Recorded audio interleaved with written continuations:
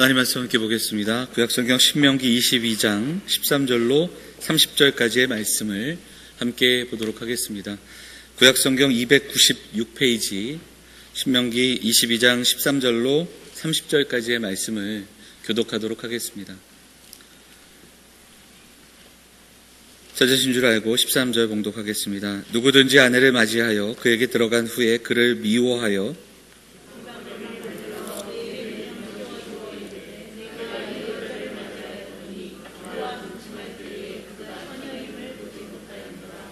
그 처녀의 부모가 그 처녀의 처녀인 표를 얻어 가지고 그 성문 장로들에게로 가서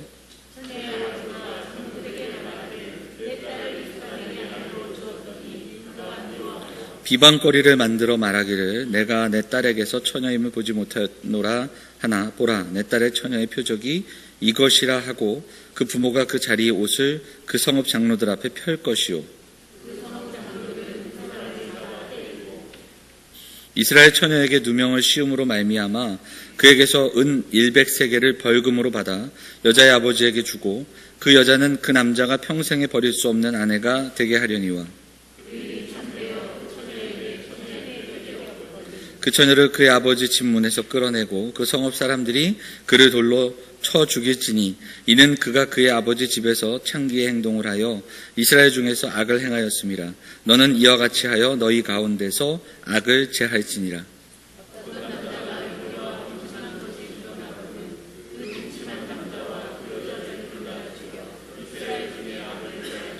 처녀인 여자가 남자와 약혼한 후에 어떤 남자가 그를 성읍 중에서 만나 동침하면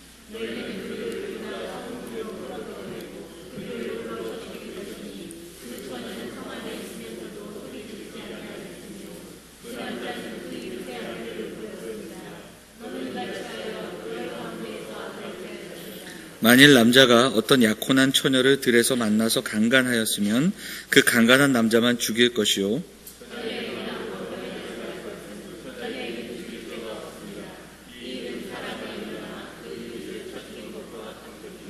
남자가 처녀를 들에서 만난 까닭에 그 약혼한 처녀가 소리질러도 구원할 자가 없었음이니라.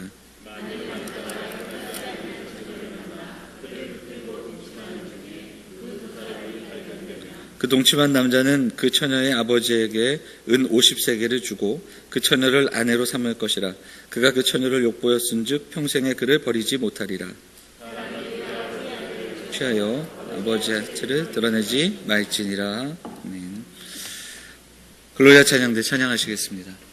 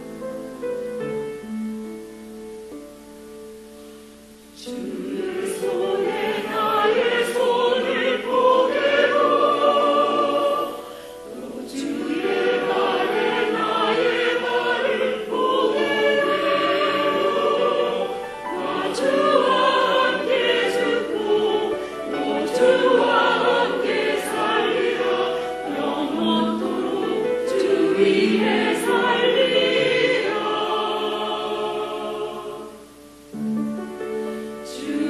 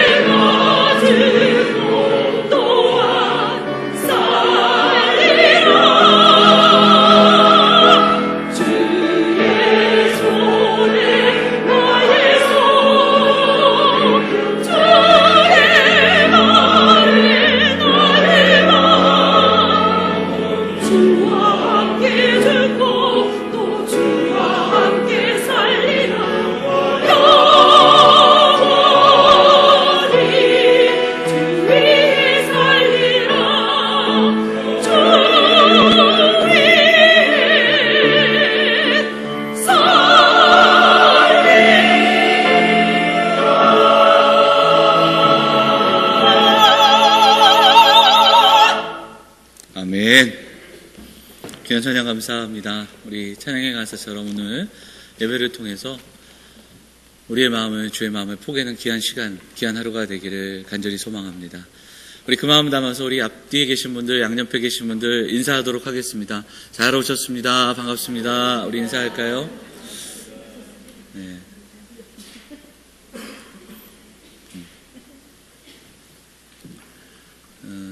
일부 예배는 자리가 많이 남으니까요. 앞으로 좀 오셔도 우리의 거리가 조금 더 가까워지기를 간절히 소망합니다.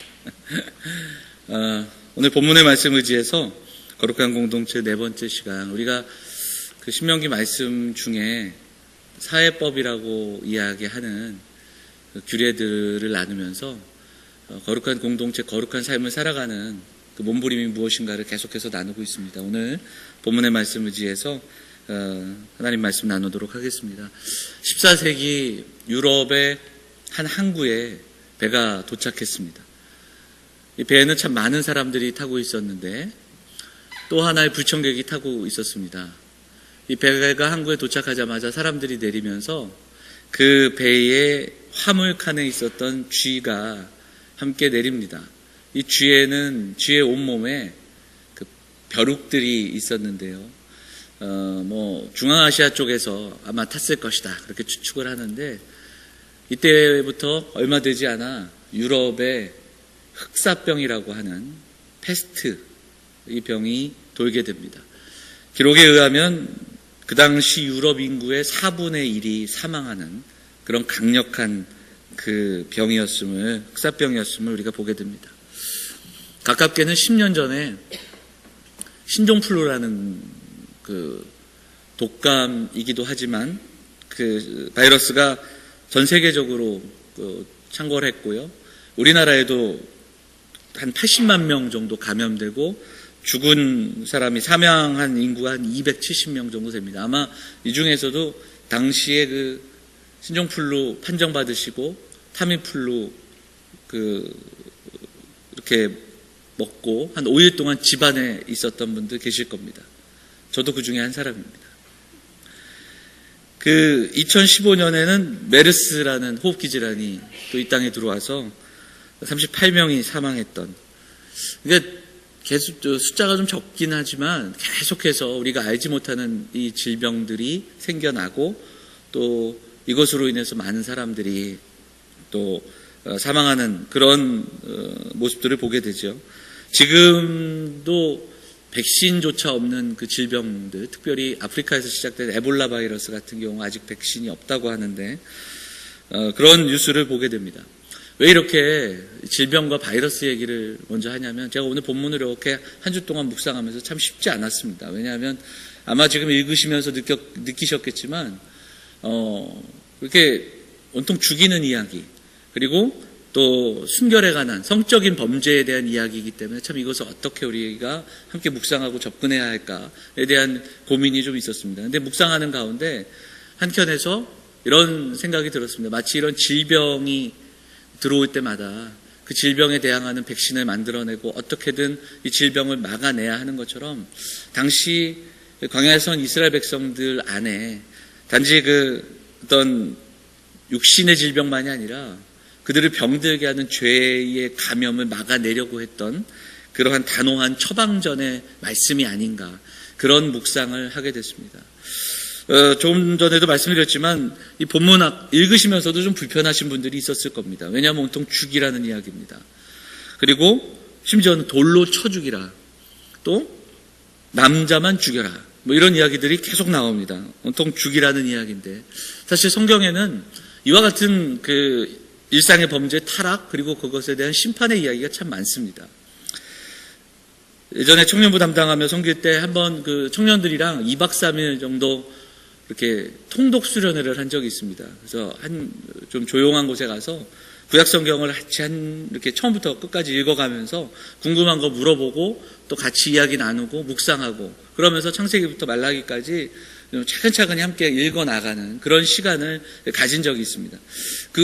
같이 갔던 일행 중에 신앙생활 얼마 오래 하지 않은 자매가 창세기를 막 읽다가 그냥 고개를 갸우뚱거리고, 성경에 이런 이야기가 나오냐, 너무 너무 민망하다. 뭐 이런 식으로 질문하면서 물어봤습니다. 뭐냐면 아브라함의 조카 롯이 소돔과 고모라에서 나오고 난 이후에 그의 딸들이 아버지와 함께 동침합니다.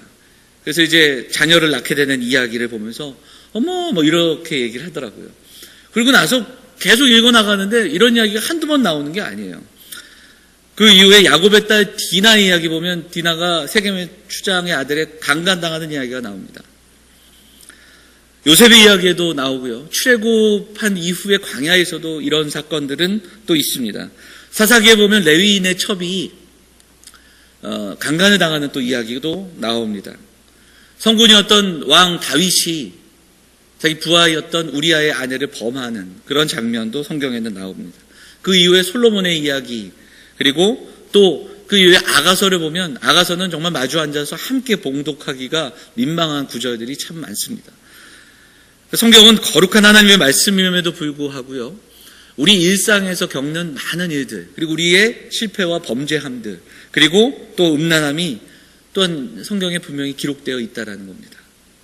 성경은 복음을 이야기하고 거룩함을 이야기하는데 이 복음과 거룩함이 우리의 일상과 무관하지 않기 때문입니다. 우리가 살아가는 그 삶 속에 작은 순간순간의 일들이 또한 복음과 그리고 거룩과 무관하지 않다라는 것도 보게 됩니다. 그래서 성경에는 많은 사람들의 실수와 넘어짐과 그리고 또한 차마 펼쳐보기 힘든 좀 민망한 이야기들까지도 기록하고 그것을 거울 삼아 우리에게 또한 들려주는 그러한 거룩한 삶에 대한 묵상을 하게 됩니다. 자, 오늘 본문을 이런 관점에서 한번 우리가 좀 살펴보도록 하겠습니다. 본문에는 몇 가지의 사례가 나옵니다. 간단히 요약을 해보자면 첫째는 13절부터 나오는 이야기, 21절까지의 이야기인데 이 이야기의 내용은 이렇습니다. 약혼 및 결혼한 이후에 아내의 처녀됨, 그러니까 아내가 순결하지 않은 상태에서 결혼을 한 것이다 라는 고발이 있을 경우에 그때 남편 아내를 내쫓을 수 있었습니다. 그러나 이것이 거짓이었을 경우, 그러니까 그냥 아내를 모함해서 아내를 쫓아내기고자 했던 부실이었다면 이것은 오히려 이 남편에게 벌금, 그러니까 결혼할 때 아내가 갖고 왔던 집착금의 2배가량을 벌금으로 맞게 하고 그 다음에 매를 때리고 그리고 평생 동안 이 아내를 버릴 수 없게 했던 그런 내용의 법이, 이 규례가 여기에 기록되어 있는 겁니다. 이것은 당시의 근동지방의 이야기들과 비교해 볼 때 약자를 보호하는 아주 강력한 법입니다. 여인의 삶을 흔들 수 있는, 그리고 이것을 이용해서 아내를 버리려는 못된 그 남편들을 벌하는 그런 법입니다. 지금도 제가 기사를 찾아보니까 인도에 어떤 그 사건들이 있냐면 제목은 지참금 살인이라는 그 기사, 여러분 한번 검색을 해보시면 알 수 있는데요. 이게 뭐냐면 인도라는 나라가 오래된 신분 제도가 있지 않습니까? 카스트 제도라는. 근데 결혼이라는 것을 통해서 이 신분이 쉽게 변하지 않았는데 세월이 지나가면서 이런 것이 조금씩 열리면서 다른 신분과 이렇게 결혼할 수 있는 제도가 열리게 된 겁니다. 특별히 여인들이 결혼할 때 지참금을 우리가 생각하는 것보다 굉장히 많은 액수를 가지고 시집을 가게 되는 그런 그 이야기들이 나옵니다. 근데 여기서 끝나는 게 아니라 그래서 결혼이 인도의 남자들에게는 평생 동안 이렇게 벌기 힘든 큰 목돈을 벌 수 있는 기회 중에 하나입니다. 그러다 보니까 인도의 남자들이 어떠한 못된 짓을 하냐면 결혼을 한 이후에 이 신부를 쫓아내거나 이게 여의치 않을 경우에 신부를 폭행을 하고 살인을 하는 겁니다. 그러면 또 결혼을 할 수 있기 때문에. 그러니까 이거 결혼 자체가 어떤 수익을 거두는 일종의 수단이 된 거예요. 그러면서 이 일로 인해서 죽는 여인들의 그 수가 매년 수천 명이 된다. 이런 기록을 보게 됩니다. 그래서 인도에서는 아들을 여러 낳으면 부자가 된다는 이야기를 하고요. 심지어는 그래서 여아를 낳으면 버리거나 또한 죽이는 일이 분명 아직까지도 있다라는 기록들을 보게 됩니다. 지금도 이런 일들이 있을 텐데 고대 근동지방을 보면 이런 일들이 더 했을 겁니다. 그런 환경 속에서 이스라엘 공동체가 약자였던 여인의 삶을 보호하고 지켜내는 법이 바로 오늘 22장 13절부터 그리고 21절까지의 내용인 것을 보게 됩니다. 자, 22절부터는 몇 가지 이야기가 나오는데 이것이 하나로 요약을 해보자면 불법적인 혼외 성관계에 대한 이야기입니다. 그러니까 여러 경우의 예를 통해서 제시하게 되는데요. 그러니까 여기서 이제 약혼이라는 그 단어가 나오는데 이 약혼은 사실 우리가 요즘은 약혼이라는 것이 별로 없지 않습니까? 근데 이스라엘에는 결혼과 동일한 그러니까 언약을 맺는 동일한 어떤 효력이 있는 법적 관계다 이렇게 볼 때 오늘 이 본문에서는 약혼 이후에도 혼의 성관계로 그렇게 바라보는 것 그리고 다만 어디서 사건이 벌어졌는가 이런 어떤 강간 사건이라든가 상황들이 어디서 벌어졌는가를 분명하게 구별하고 있습니다. 그리고 약혼을 했는가 하지 않았는가에 따라 결과가 또 많이 다릅니다. 그러니까 여기에는 어떤 내용이 담겨져 있냐면 이 성적인 범죄가 자의적이냐 타의적이냐 이것에 대한 분명한 견해가 담겨져 있습니다. 그것을 고려하고 있는 겁니다. 그리고 결혼을 했는가 안 했는가 안 했다면은 법적인 처벌보다는 이 두 사람을 결혼시키는 방향으로 이 사건을 일단락 맺는 그런 내용들로 전개가 되는 것을 보게 됩니다. 그리고 마지막 30절에 보면 그의 아버지의 아내를 취한다 이렇게 되어 있는데요. 이것을 이렇게 찾아보니까 여기서 아버지의 아내는 자신의 생모는 아닙니다. 여기서 뜻하는 아내는 주로 어떤 사건들이 있는가 그 당시에 일부 다처가 있던 시대였기 때문에 아버지의 계모 그러니까 생모가 아닌 아버지의 재혼한 아내 아니면 계모와의 어떤 그런 관계들을 금지시키는 규례다 이렇게 보게 됩니다. 그래서 이걸 두 가지로 정리하자면 성적인 범죄 그리고 가정을 지켜내는 규례라 이렇게 이야기할 수 있습니다. 여러분 오늘 이 말씀을 우리는 10계명에서 떠올릴 수 있습니다. 10계명의 몇 번째 계명을 기억할 수 있을까요? 7계명입니다. 간음하지 말라는 7계명. 사실 6계명과 7계명이 가장 그 이슈가 되는 계명이었다 이렇게 이야기도 하는데요. 조금 우스운 이야기지만 유대 전승에 나오는 좀 이야기입니다. 그게 뭐냐면 모세가 10계명을 받으러 산 위에 올라갔습니다. 40일이 지나서 내려왔잖아요. 그러니까 사람들이 이스라엘 백성들이 엄청 궁금한 겁니다. 산 위에서 무슨 일이 있었습니까? 라고 묻는 거죠. 궁금해서 이제 묻게 되는데 이제 모세가 내려와서 이스라엘 백성들한테 이야기합니다. 좋은 소식이 한 가지 있고 나쁜 소식이 한 가지 있습니다. 뭐부터 들으시겠습니까? 그러니까 사람들이 좋은 소식 먼저 얘기해 달라고 이야기합니다. 좋은 소식은 생각보다 계명이 많지 않아요. 10개밖에 안 됩니다. 그러니까 사람들이 굉장히 좋아합니다. 10개? 10개면 뭐 지킬만 하지. 그럼 나쁜 소식은 뭡니까? 그 10개 중에 좀 빼고 싶은 계명이 하나 있었는데 빼달라고 했는데 도저히 안 됐습니다. 그건 참 미안하게 생각합니다. 그 계명이 뭡니까? 7번째 간음하지 말랍니다. 그러니까 많은 남자들이 한숨을 푹 쉬면서 모세를 원망했다 하는 그런 재밌는 얘기인데 전혀 저는 이 이야기를 보면서 굉장히 웃었는데 어쨌든 그런 그 유대 전승의 이야기가 있었습니다. 성경에서 가장 음란하고 배역한 시대와 장소를 이야기하자면 대표적인 것이 소돔과 고모라일 겁니다. 이 소돔과 고모라를 이야기하면 여러 가지 이야기들 할 수 있겠지만 두 가지를 정리하면서 이 소돔과 고모라의 멸망의 원인을 이야기합니다. 본문에는 그 죄가 심히 무거웠다. 그렇게 창세기 본문에 나옵니다. 그러니까 당시 그 성의 우상 숭배와 음란함이 극에 달했다라는 표현을 그렇게 우리에게 들려줍니다. 두 번째는 여러분 아시다시피 의인 10명이 없어서 망한 도시가 바로 소돔과 고모라입니다. 아브라함이 그 이야기를 듣고 하나님께 간절히 기도하고 기도해서 하나님께 허락받은 마지막 숫자가 의인 10명입니다. 아마도 그 본문을 읽으면서 그런 생각을 해보게 됩니다. 아브라함은 그래도 10명 정도는 있지 않을까 생각했기에 거기서 기도를 멈추지 않았을까 하는 생각을 해봅니다. 그런데 결국은 의인 10명이 없어 망했던 그러한 성입니다. 하나님이 찾으시는 사람, 하나님이 이 땅에 기대하시는 사람, 불의하고 죄가 많은 세상 속에서도 하나님께서 찾으시는 거룩함을 위에 살아가고 진리 편에 서고 믿음으로 살아가는 사람, 그 사람을 이 시대 가운데도 하나님 찾으시는 줄 믿습니다. 오늘 본문을 묵상하면서 오늘 본문은 표면적으로는 성적인 범죄에 대한 이야기입니다. 더 나아가서는 결혼 제도에 관한 이야기이기도 합니다. 그런데 또한 이 말씀은 죄를 이겨내는, 죄와 분리된 삶을 살아가는 이스라엘 공동체가 목숨을 걸고 지켜내야 하는 그러한 것이 무엇인지를 보여주는, 그래서 오늘을 살아가는 우리가 믿음으로 살아간다면 우리가 반드시 지켜내야 하는 것이 무엇인가, 그 순결함과 거룩함에 대한 그러한 선언이기도 합니다. 오늘 본문을 몇 가지로 우리가 한 번 더 정리하며 묵상하고 적용하며 기도하기를 원합니다. 첫째, 오늘 말씀은 우리가 믿음으로 살아간다면 정말 우리의 삶을 다해 목숨을 걸고 지켜내야 함이 무엇인가, 바로 우리가 올해 시작하며 함께 지난주에도 나눴던 것처럼 우리의 가정이라는 것을 우리에게 말씀하고 있다라는 겁니다. 성경에서 말하는 간음은 내 가정만을 지키는 것이 아니라 그것을 넘어서서 이웃의 가정과 결혼을 보호하는 규례였습니다.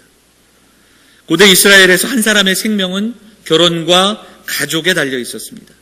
아내를 얻어 자녀를 낳고 그들의 기업이 그 자녀들을 통해서 전승되는 그러한 역사가 반복이 되는 겁니다. 그러한 삶의 구조였습니다. 그런데 이 성적인 범죄는 그런 가장 기본적이고 그들에게 가장 기본적인 삶의 근간을 흐트러뜨리는 가장 강력한 죄였습니다. 그리고 또한 결혼은 하나님께서 정하신 공동체를 흔드는 그러한 죄였습니다.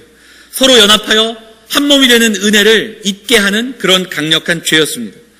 서로를 향한 신실함을 경험하는 관계를 깨는 바로 그러한 행위였다라는 겁니다. 제가 우리 청년들이나 또 우리 성도들, 자녀들 결혼식, 특별히 주례할 때 꼭 빼놓지 않는 이야기가 있습니다. 그 구절은 이렇습니다. 지금까지 너무너무 좋아하고 사랑해서 결혼을 했으나 그 결혼하기 전에 감정과 그 사랑의 마음이 결혼을 지켜줄 수 없다라는 것을 인식해야 된다. 우리는 이제 하나님 앞에서 결혼했기에 결혼이 우리의 사랑을 지켜주는 가정이 되기를 소망한다. 이 이야기를 꼭 전합니다. 오늘 말씀을 우리가 함께 묵상했으면 좋겠습니다. 우리가 살아가는 삶의 도리와 또 어떤 윤리와 도덕적인 법으로만 기억할 것이 아니라, 지난주에도 말씀드렸지만 가정은 우리가 살다 보니까 필요해서 만들어내는 그러한 조직이 아니라, 그런 그 모임이 아니라, 그런 만남이 아니라 하나님이 허락하시고 하나님이 우리에게 만들어주신 공동체라는 사실을 기억해야 됩니다. 그래서 오늘 본문은 분명히 말씀하고 있습니다. 너희 중에 악을 제하할지니라. 한 번이 아니라 이 짧은 본문에서 3번이나 반복되고 있습니다. 얼마나 이것이 큰 죄인지, 그리고 얼마나 큰 악인지를 말씀하고 있는 겁니다. 마치 우리에게 찾아오는 질병처럼, 바이러스처럼 우리에게 다가올 때 그 우리의 삶, 우리의 가정, 우리의 이웃과 공동체를 지켜내는 순결함을 깨뜨리는 이 죄, 이 악을 제해버려야 한다라는 선언이 이 본문에 담겨 있는 겁니다. 음란함은 개인의 문제로 끝나지 않습니다. 간음을 비롯한 음란의 죄는 개인의 문제가 아니라 가정, 그리고 더 나아가서 사회 공동체의 문제입니다. 한 가정, 그리고 2가정, 3가정으로 번지게 되는, 확산되는 이 현상을 우리는 좌시하지 말아야 합니다. 그래서 모세는 이 이야기를 하면서 너희 중에 이 악을 제하할지니라 강력하게 선언하고 있는 겁니다. 올 한 해 우리 사랑하는 성도들, 우리 영암의 가족들이 정말 마음과 뜻을 다해 우리에게 허락하신 가정을 다시 한번 회복하고 지켜내며 세워가는 2019년 한 해 되기를 간절히 소망합니다. 그 안에서 우리의 존재가 새롭게 되기를 원합니다. 그 안에서 우리가 누구인지를 다시 한번 기억하고 또한 증거할 수 있는, 그렇게 살아가는, 그렇게 사랑하며 살아가시는 사랑하는 성도들, 사랑하는 가정들 다 되시기를 주의 이름으로 축원을 드립니다. 2번째로 오늘 말씀을 통해 우리는 언약이라는 것이 얼마나 소중했는가를 기억하고 정말 우리도 이 언약의 소중함을 지켜내는 그러한 성도들이 되어주시기를 부탁을 드립니다. 오늘 본문에 좀 몇 가지의 사례가 나오는데 결혼에 대한, 약혼에 대한 그런 이야기들, 그리고 또 마지막에는 약혼하지 않은 여인의 이야기가 나옵니다. 그러니까 좀 차이가 있다면 아까도 말씀드렸지만 약혼을 했는가 안 했는가는 굉장히 다른 결론으로 가게 됩니다. 그러니까 이 약혼이라는 게 오늘의 우리의 모습과는 다른데 이것은 언약입니다. 하나님 앞에서 언약을 맺은 것, 결혼과도 같은 언약의 행위였기 때문에 그렇습니다. 이스라엘은 언약 백성이었습니다. 하나님이 이스라엘을 택하시고 그리고 그들을 향해 내 백성이라고 말씀하셨습니다.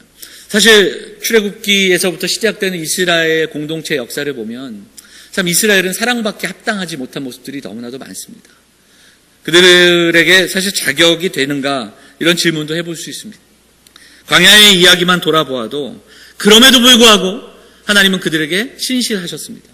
그러니까 하나님은 하나님의 언약에 신실하게 또한 응답하신 겁니다. 하나님이 언약에 신실하신 하나님이기 때문에 또한 오늘을 살아가는 우리에게도 위로가 되고 소망이 되는 겁니다. 우리 같은 사람들을 불러주시고 자녀 삼으셨는데 그것은 내게 어떠한 아름다움이나 또한 귀히 여길 것이 있어서가 아니라 하나님이 정하신, 하나님이 택하신, 그리고 하나님이 약속하신 그 약속을 신실하게 지켜 나아가시는 하나님의 신실함에 그 은혜가 있다는 사실을 우리는 기억해야 됩니다. 하나님과의 언약에 신실한 자들, 하나님의 언약 안에 사는 자들은 어떻게 살아야 하는가?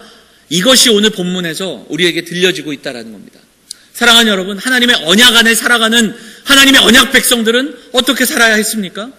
하나님 앞에 했던 그 언약, 하나님 앞에 신실함은 물론이고 하나님 앞에 살아가는, 함께 살아가는 삶의 공동체와 관계 속에서도 그 신실함을 증명해내고 그 마음과 생각이 지치고 관계가 깨어질지라도 하나님 앞에서 맺은 관계이기에 다시 한번 그 사랑을 생각하고 기억하고 만들어내고 지켜나가고 참아주고 그리고 사랑해 나가는 그러한 모습들, 우리의 서로의 관계 속에서도 서로의 언약에도 신실한 모습으로 살아갔던 사람들임을 우리에게 말씀하고 있다는 겁니다.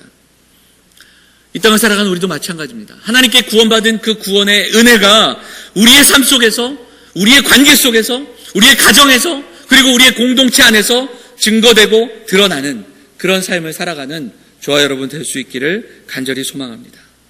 우리의 구원받은 은혜가 이 땅에서 사랑하는 성도들의 신실함으로 증명되는 그러한 모습들, 그러한 삶을 살아가시기를 간절히 부탁을 드립니다. 받은 구원의 기쁨이 다른 이들과 그리고 공동체 안에서 우리의 가정에서 함께 사랑함과 신실함으로 나타나는, 그렇게 함께 어우러져 살아가는 믿음의 백성들, 사랑하는 성도들 되어주시기를 간절히 부탁을 드립니다.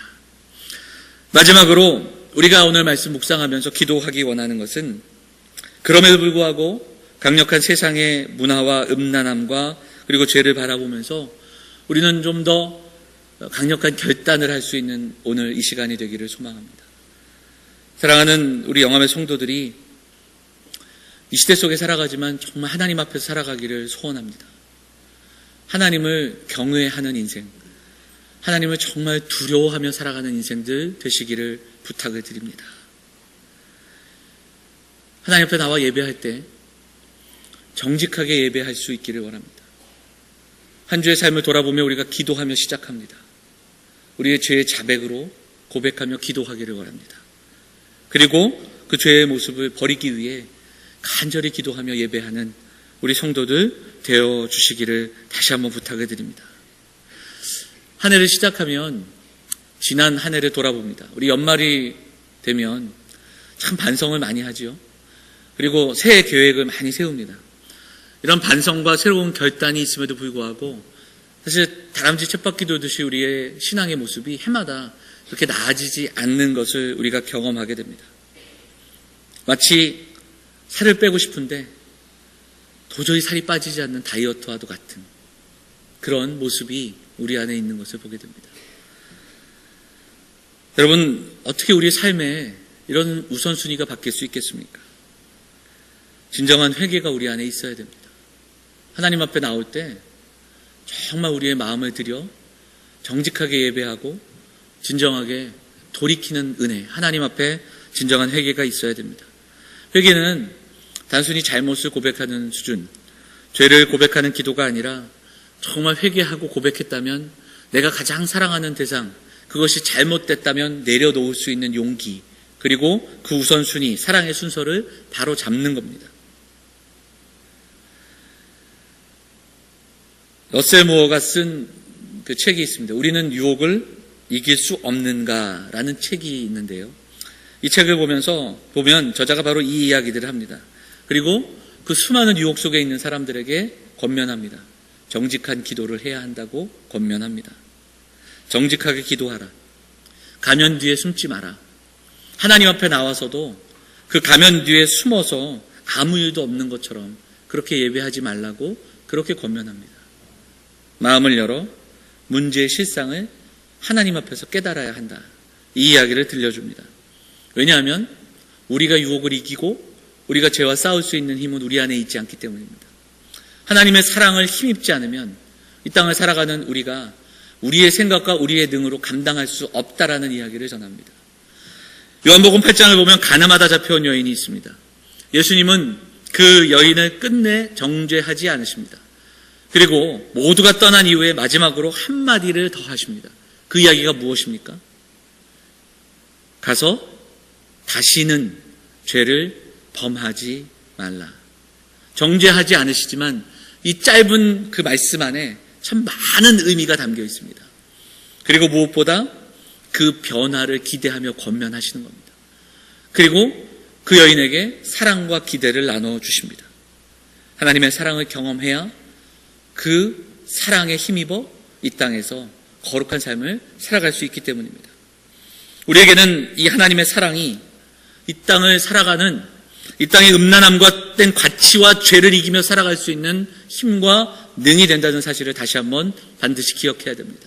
마치 우리가 알 수 없는 그 많은 질병들이 찾아올 때마다 그 질병을 막아내는 백신들이 있듯이 우리가 이 땅에 살아가면서 이겨낼 수 있는 힘, 우리에게 주신 그 백신이 바로 하나님의 사랑, 예수 그리스도의 십자가의 은혜, 십자가의 사랑이라는 사실을 우리는 반드시 기억해야 됩니다.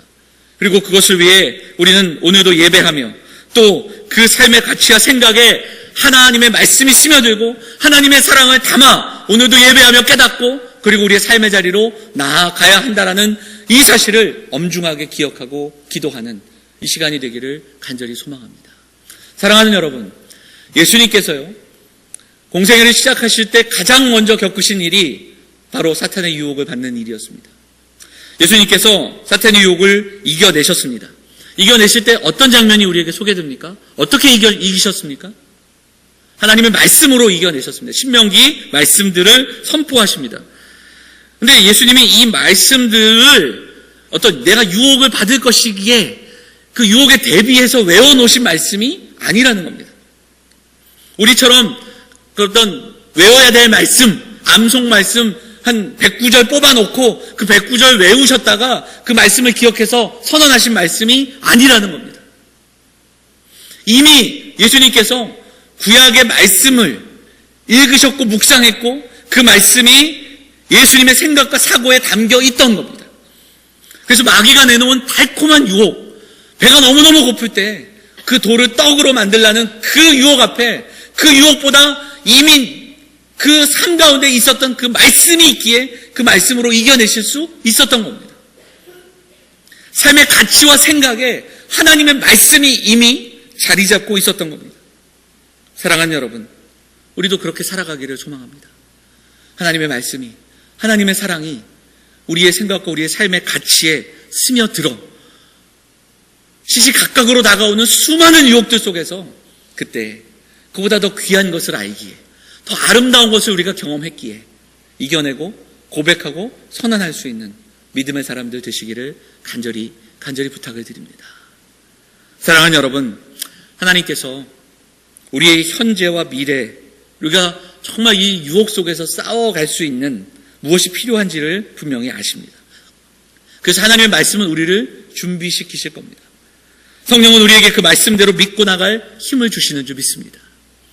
이 사실을 믿고 하나님의 말씀을 통해 성령의 음성을 들으며 또 하나님이 오늘 우리에게 주시는 섭리와 훈련을 우리가 좀 묵상하면서 우리를 빚으시는 과정을 통해서 한 번 더 하나님의 사랑을 묵상하고 예배할 수 있는 사랑하는 성도들이 되시기를 소망합니다. 사랑하는 여러분, 구별된 삶, 거룩한 백성의 삶은 저절로 이루어지지 않습니다. 더구나 점점 다양한 시시각각으로 다가오는 음란함과 범죄함과 그리고 유혹 속에서 우리가 살아간다는 것, 그것은 하나님 앞에서 살아가는 진정한 회개와 말씀과 기도의 훈련으로 살아가는 저와 여러분 되어야 할 줄 믿습니다. 우리는 회개할 수 없는 삶에서 회개할 수 있는 삶으로 구원받은 자들입니다. 그리스도의 십자가의 의지에서 평생토록 하나님께 돌이키는 그러한 아름다운 삶을 살아가는 사랑하는 성도들 되어주시기를 간절히 소망합니다. 사랑하는 여러분, 사실 음란함의 규정이 점점점 애매해지고 사람이 만들어 놓는 법도 계속해서 바뀌어가고 한 사람의 인권, 도덕, 이런 도덕률도 정말 계속해서 바뀌어가는 세상 속에서 우리는 살아가고 있습니다. 사람마다 자기 소견에 옳은 대로 살아가는 이 세상 속에서 우리가 이겨내고 우리가 하나님의 사람으로 살아갈 수 있는 힘, 더 근원적인 사랑으로 나아가야 합니다. 그 사랑을 힘입어 살아갈 수 있는, 날마다 하나님의 사랑을 붙들며 하나님의 말씀을 붙들고, 그래서 그 안에서 우리에게 주시는 그 하나님의 사랑 가운데 우리의 가정을 지켜내고, 그리고 언약의 사람으로, 구원받은 사람으로 날마다 하나님 보시기에 합당한 모습으로 살아갈 수 있는 사랑하는 성도들 되어야 할 줄 믿습니다. 그 아름다운 믿음의 분투로 오늘 우리에게 주어진 삶, 이 땅에서 소금과 빛으로, 그리고 그리스도의 순결하고 거룩한 신부로 살아가시는 우리 사랑하는 성도들, 사랑하는 가정들 다 되시기를 주의 이름으로 축원을 드립니다. 우리 말씀 기억하며 찬양 한 곡 하겠습니다. 우리 나는 오늘도 가네, 우리 함께 찬양하고요, 같이 말씀 붙들고 기도하겠습니다.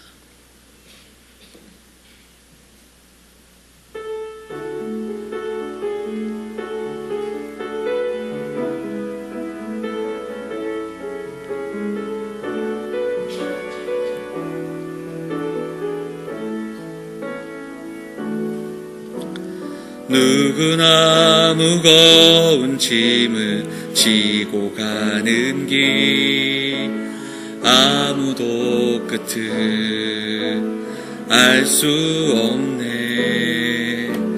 사랑의 노래는 점점 희미해지고 내일의 두려움 넘치지만 나는 오늘도 가네. 사랑의 주님이 나를 부르신 그 길, 사랑의 주님이 나를 부르신 그 길, 나의 힘으로 갈 수 없네.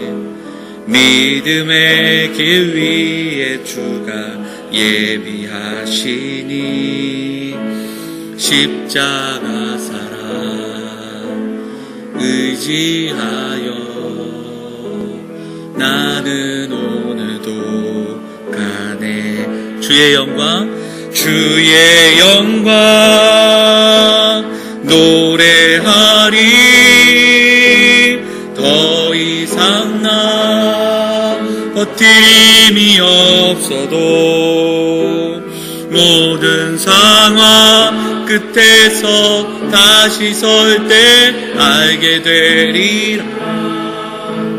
크고 넓은 여호와 하나님, 주의 영광 바라보리. 만군의 주 크신 나의 하나님, 전능하신 주님과 동행할 때 알게 되리라. 날 만드신 사랑 주의 영광 바라보리. 만군의 주 크신 나의 하나님, 전능하신 주님과 동행할 때 알게 되리라. 날 만드신 사랑. 말씀 기억하며 함께 기도하겠습니다. 하나님 사랑에 힘입어 살아가는 사람들입니다. 우리의 가정을 세워나가고 지켜나가는 한 해가 되기를 소망합니다. 구원받은 구원의 은혜가 우리의 관계 속에서 흘러 넘치는 그런 아름다운 삶을 살아가기를 원합니다. 이 힘든 싸움을 하기 위해 하나님의 사랑 앞으로 한 걸음 더 나아가 오늘도 하나님 앞에 살아가는 우리 사랑하는 성도들 되시기를 바랍니다. 우리 같이 말씀 붙들고 함께 기도하도록 하겠습니다. 같이 기도하겠습니다. 하나님 아버지, 올 한 해 우리에게 가정의 소중함들을 깨닫게 하시니 감사합니다. 교회 같은 가정이 되기를 소망합니다. 예배하는 처소가 되기를 원합니다.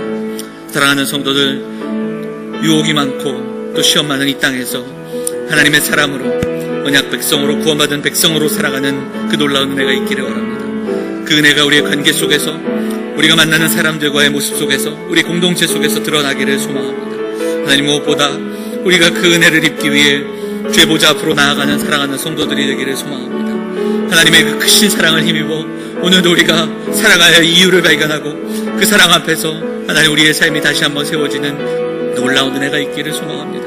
하나님 함께하여 주시옵소서. 그 하나님의 사랑 안에 거하며 그 사랑을 붙들며 나아가는 우리 믿음의 사람들 되어서 오늘도 우리 삶에 주신 목적을 발견하고 하나님 우리 삶을 통해 하나님의 영광을 증언하며 증거하는 사랑하는 성도들 될 수 있도록 인도하여 주시옵소서. 사랑과 은혜가 풍성하신 하나님 아버지, 오늘도 함께 예배하며 나아갑니다. 우리의 삶을 돌아보면 하나님의 은혜가 아닌 것이 없음을 고백합니다. 이 시간 사랑하는 성도들에게 함께하여 주시고 하나님 우리의 삶 가운데 주신 은혜를 잊지 않는 믿음의 백성들이 될 수 있도록 하나님 인도하여 주시옵소서. 올 한 해 우리에게 주시는 말씀들을 기억하며 특별히 사랑하는 우리 몸된 가정들이 예배의 처소가 되기를 소망합니다. 하나님 우리의 가정이 세워지는 은혜가 있게 하시고 우리의 자녀들이 예배하는 자녀들이 될 수 있도록 하나님 인도하여 주옵소서. 함께 모여 예배하는 그 예배의 감격을 누리는 공동체가 되게 하여 주시옵소서. 믿음의 고백만으로 살아가는 자들이 아니라 그 고백대로 살아가는 삶이 있게 하여 주시옵소서. 하나님 아버지, 오늘도 믿음으로 살아가는 그 고백 위에 삶의 자리에서 죄와 싸우며 우리가 누구인지를 고백하며 회개하며 돌이키는 은혜가 있는 사랑하는 성도들 되게 하여 주시고 사랑하는 성도들 날마다 믿음 안에서 영육 간의 강건함으로 승리하며 살아가는 우리 성도들이 다 될 수 있도록 하나님 은혜를 허락하여 주시옵소서. 오늘도 죄전을 사모하지만 함께하지 못한 환우들과 성도들 기억하여 주시고 또한 특별히 오늘도 하나님 앞에 나와 기도하며 또한 삶을 드리며 예물을 드린 손길에 은혜를 더하여 주시고 날마다 하나님의 은혜 가운데 우리의 삶을 드려 또한 하나님 주신 사명을 감당하며 살아가는 귀한 인생들 다 될 수 있도록 하나님 인도하여 주시옵소서. 이제 한 주간의 삶을 우리가 살아갈 때에 말씀을 기억하며 말씀이 우리의 삶 가운데 일하며 또 우리를 지켜내는 삶을 경험하는 사랑하는 성도들 될 수 있도록 인도하여 주시옵소서. 이 모든 말씀 우리를 권하신 예수 그리스도의 이름으로 감사하며 기도하옵나이다. 아멘.